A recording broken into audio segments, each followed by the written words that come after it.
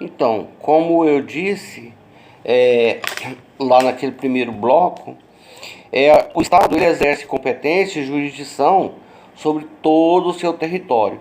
E o território engloba ar, engloba mar, engloba terra. Mas é bom lembrar que alguns entes que estão aqui dentro estão imunes à jurisdição do Estado. E agora é hora de falar das embaixadas. Primeira coisa que a gente deve lembrar que a representação diplomática ela se faz por meio de embaixadas e por meio de consulados. Professor, como é que a gente vai separar embaixada de consulado? Embaixada cuida de assuntos relativos ao Estado. Então, se um Estado vai se fazer representar, é o embaixador que fala em nome dele. Vocês estiveram comigo lá na embaixada do Irã, estiveram comigo na embaixada da China, lá na embaixada do Irã, o embaixador nos recebeu e o embaixador fala em nome do Estado, e vocês perceberam que todas as relações ali são relações ligadas ao Estado. Como que o Estado trata o estrangeiro, como que o Estado se relaciona com outro Estado, como é que o Estado se comporta diante dessas ameaças externas. Tudo isso é papel do embaixador.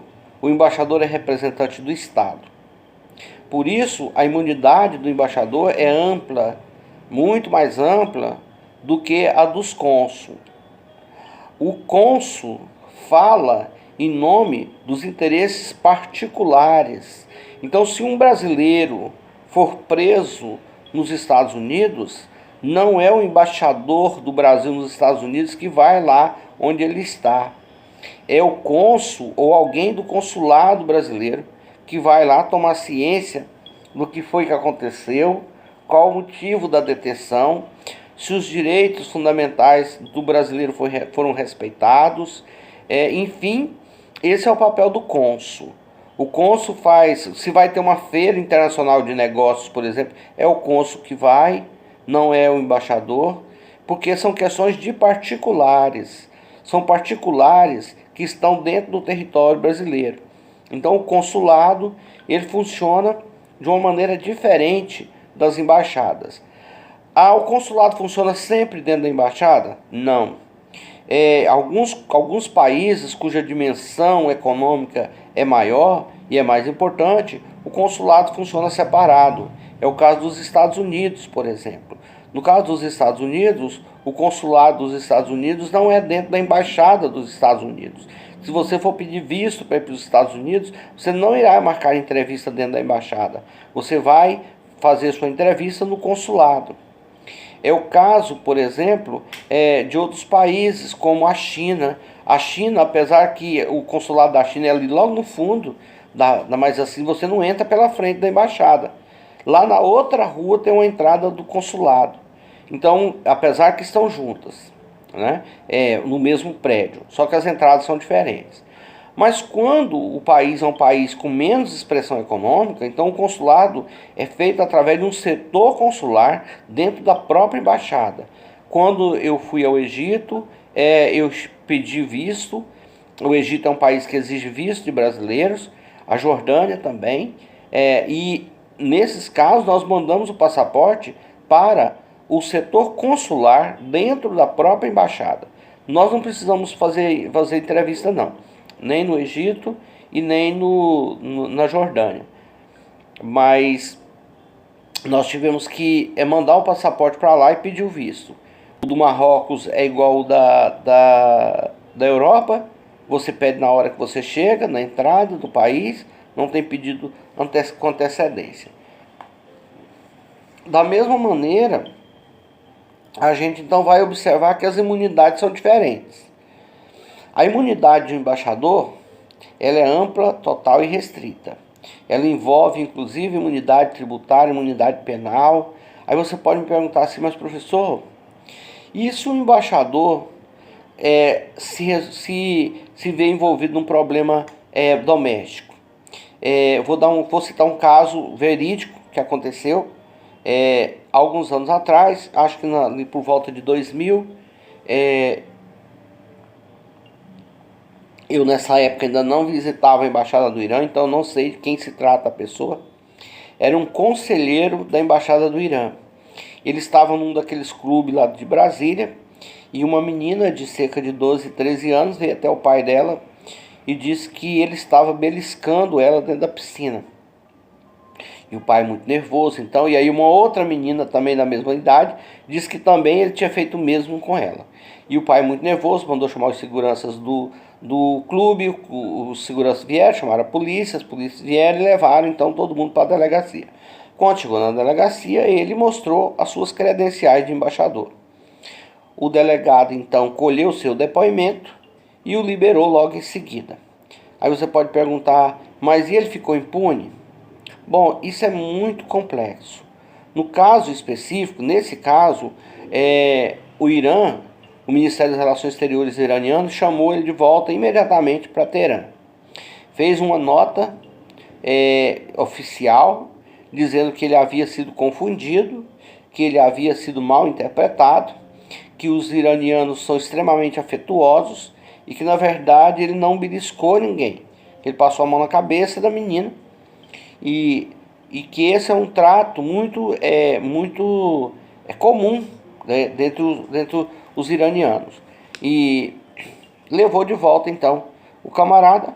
O inquérito, nesse caso, ele é concluído pelo delegado, ele é remetido para o Ministério da Justiça. O Ministério da Justiça remete para o Ministério das Relações Exteriores e o Ministério das Relações Exteriores manda esse inquérito então para o país de origem da pessoa. Querendo, então, o Estado pode processar essa pessoa. Essa imunidade ela é do embaixador, mas ela é extensiva a todos aqueles que dependem economicamente dele. Mulher, filhos, sogra, papagaio, todo mundo que estiver sob a dependência econômica do embaixador. Eu sei que é muito discutido isso, se essa imunidade seria tão extensiva, se precisava realmente ser tão extensiva. O fato é que ela é assim, pelo regramento de Viena, né? Você sabe que nós temos duas convenções de Viena, uma que regula as relações consulares e outra que regula as convenções diplomáticas. Vale também lembrar que nessa situação, o Estado, a pessoa pode se tornar inconveniente. O Estado não pode prender as pessoas, mas quando a pessoa se torna inconveniente, o Estado pode fazer uma declaração de persona non grata. E essa declaração de persona non grata é uma declaração praticamente convidando a pessoa embora, né? É tipicamente aquela pessoa que vai na sua casa e começa a beber demais. E aí você fala, olha, fulano, acho que está na hora de você ir para casa, né? Você já bebeu demais, né? Está começando a passar dos limites, então está na hora de você ir para casa. E no direito internacional é mais ou menos isso, a declaração de persona non grata, né? Pode acontecer. Tem um caso muito pontual de um embaixador francês no Brasil.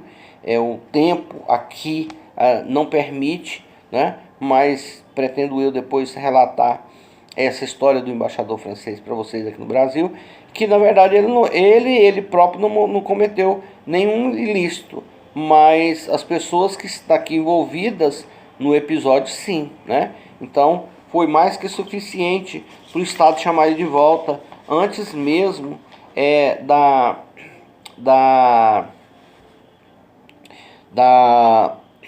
declaração de persona non grata. Lembre-se que todo o território da embaixada também está imune. Dentro da embaixada não pode haver penhora. Dentro da embaixada não pode haver entrada de autoridades brasileiras. A polícia brasileira só vai até na porta da embaixada. Lá de dentro, daquela porta para dentro, é território estrangeiro. A polícia brasileira não tem poder de adentrar ali. É muito comum, inclusive, a questão das ações trabalhistas.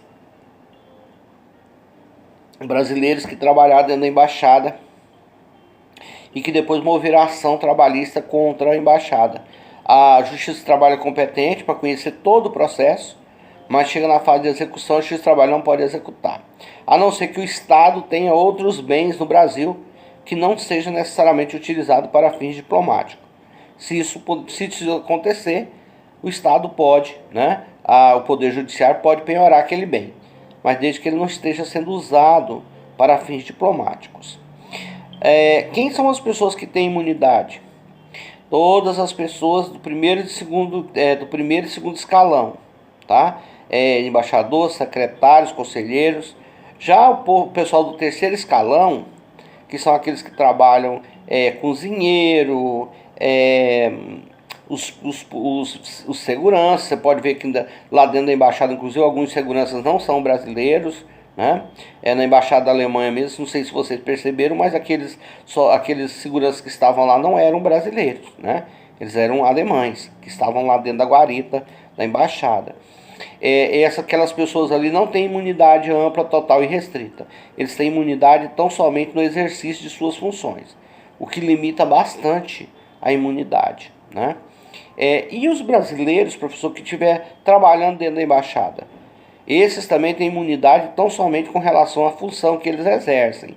Uma pessoa, por exemplo, que trabalhou dentro da embaixada, a embaixada fechou, e ela é convocada pela polícia para depor sobre assuntos que ocorreram dentro da embaixada, ela pode perfeitamente alegar que ela tem imunidade com relação à sua profissão e pode perfeitamente se recusar a depor sobre qualquer assunto ligado ao seu trabalho.